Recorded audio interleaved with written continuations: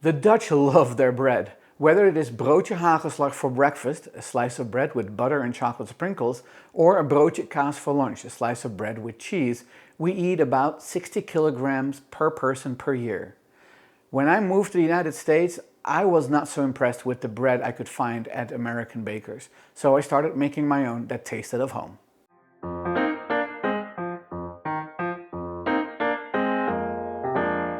Hi, I'm Toine and welcome to my kitchen. If you're new to this channel, I focus on cooking foods from my home country, the Netherlands, and some of its former colonies such as Indonesia. When I was growing up and we would go on summer vacation, my dad would often ride his bike 30 minutes to the local warme bakker or bakery to bring home bread.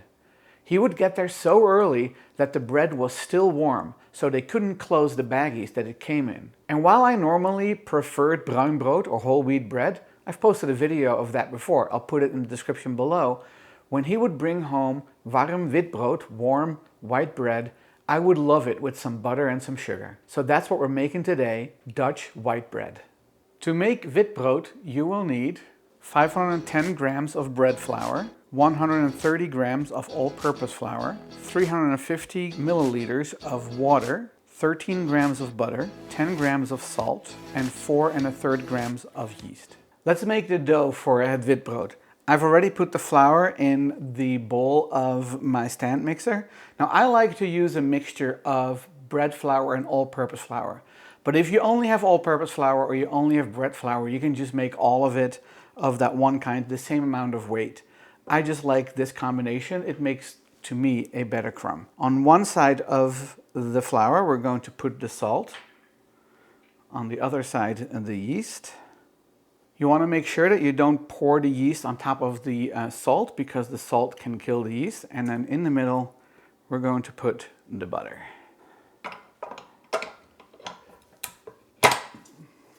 Putting it on the mixer.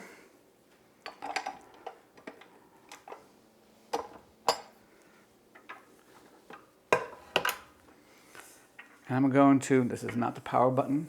The power button is on this side, Toine. I'm going to turn the mixer on low. And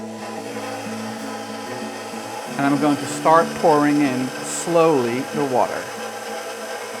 I've warmed this water up, so it is about 44 degrees Celsius, 110 degrees Fahrenheit.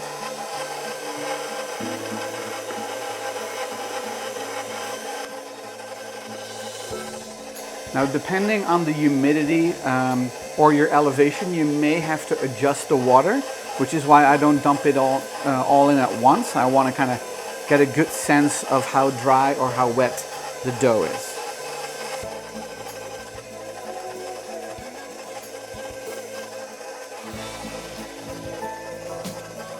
I like to scrape down the sides of the bowl a little bit, just make sure it all gets in contact with the dough hook.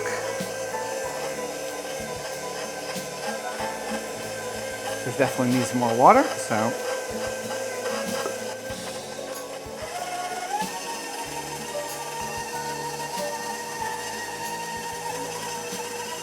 you can see that it is starting to pull together. So I have a little bit of water left, probably about a teaspoon in my measuring cup, so I'm not going to add that yet.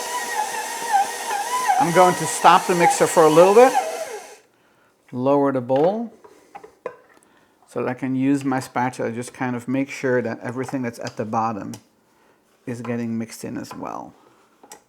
I can still see a little bit of dry flour on this side, so I'm going to just add that last little bit of water. It's really not that much. And now I'm going to raise the bowl and continue kneading.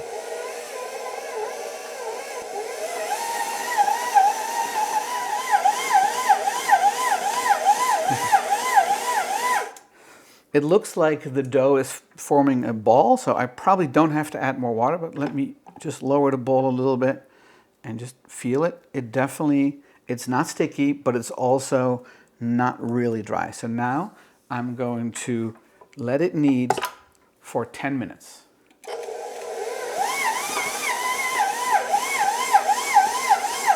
I hope you're enjoying this video. If you are, please click the like and subscribe button. It will really help our channel. And if you want YouTube to notify you whenever we post a new video, click the bell. The mixer has finished kneading the dough for 10 minutes, so time for me to take the dough off.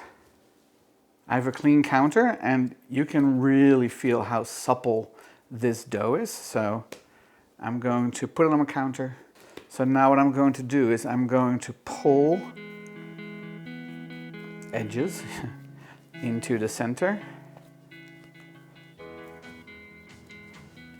to form a nice skin on the top. And now I'm just rotating it, and with my pinkies I am moving it together. So you should see a good amount of tension being formed at the top of the dough ball. This looks pretty good.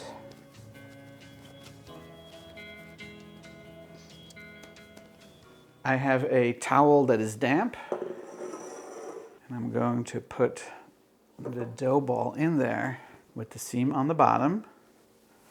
Cover this with my damp towel. I'm going to put it in a warm spot for 30 minutes and then we'll be back. It's been 30 minutes.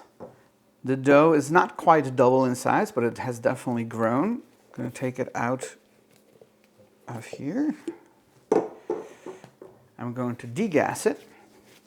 I'm just lightly pressing all the air out until it's a circle, and I'm going to pull two sides and fold them over towards each other so it makes a triangle shape.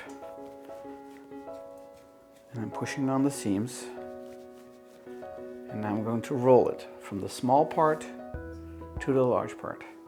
It's okay if there's an air bubble in it. So roll it up, push it away, roll it up, push it away, roll it up, push it away.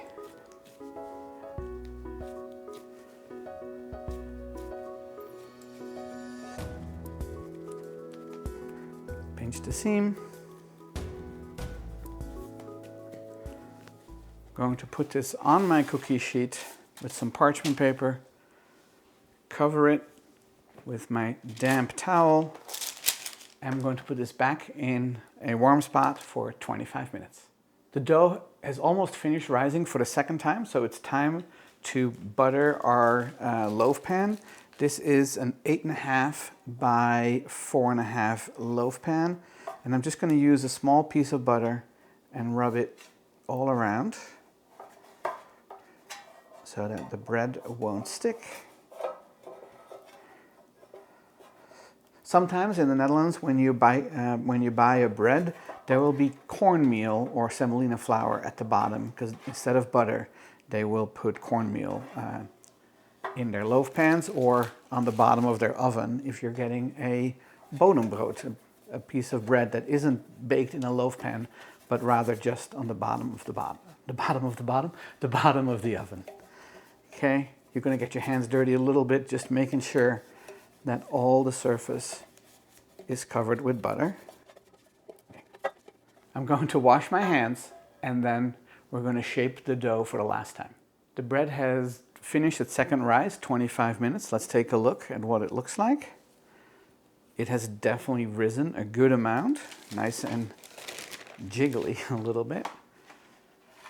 So now I'm going to push it down. You can hear the gas escape. We're going to make a trapezoid. We're going to do that by folding the right edge in on a slight angle, and then do the same thing for the left side. But you want to make sure that the bottom is just slightly smaller than your cake pan or your loaf pan. Okay, so I think this will do the trick, and it does. So now I'm going to push on the seams, flatten it a little bit more, and we're going to roll it again. Pull it towards you, roll it over, and then with your thumbs at the seam, push it away. Towards you, with your thumbs, push it away, sealing that seam. And you're going to keep doing that until you have rolled up the entire loaf.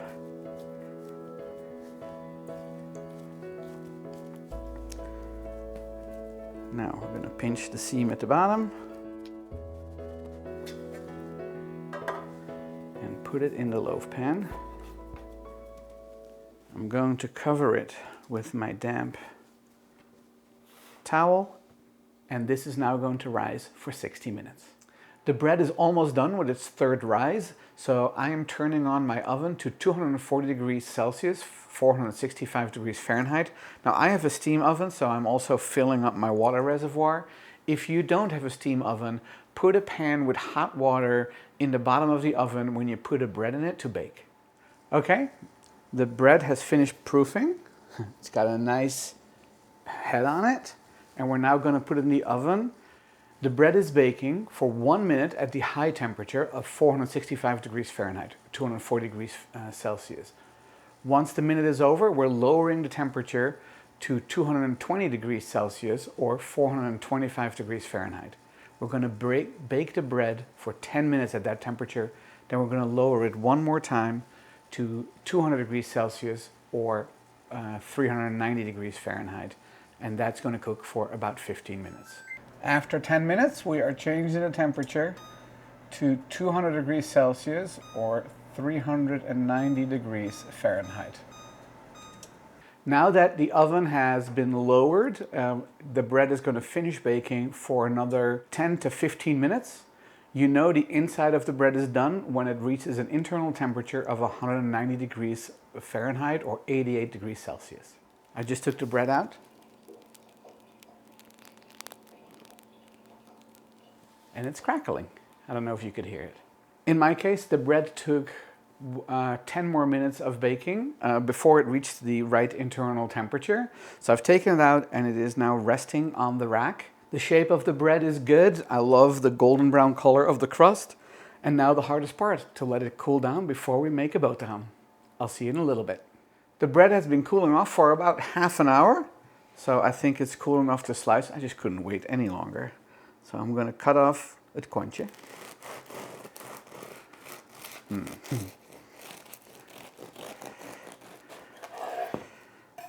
Let's take a look at the crumb. The crumb is nice and tight. Love the smell of fresh bread. So let's make a slice.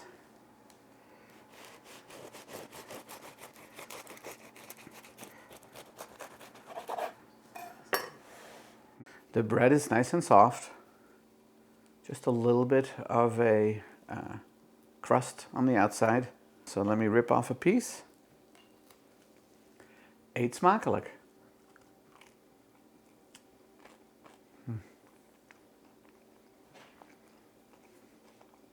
I know I said I was going to make a broodje, a sandwich, but it's so good just by itself that this is how I'm going to eat it. It certainly brings back memory of having nice warm bread for breakfast at vacation, and I cannot wait to finish the rest of this slice. I hope you enjoyed this video. If you did, please click the like and subscribe button and don't forget to share it with your friends. If you have any questions about the recipe or memories of eating witbrood, please put them in the comments below. I'll post a written recipe on my website in both metric and imperial measurements, and you can follow me on social media as well. If you make this recipe, I would love it if you can take a photo and post it on Instagram with the hashtag ToinesKitchen. I will share it in my story and on my website. Thanks, and I'll see you in the next one.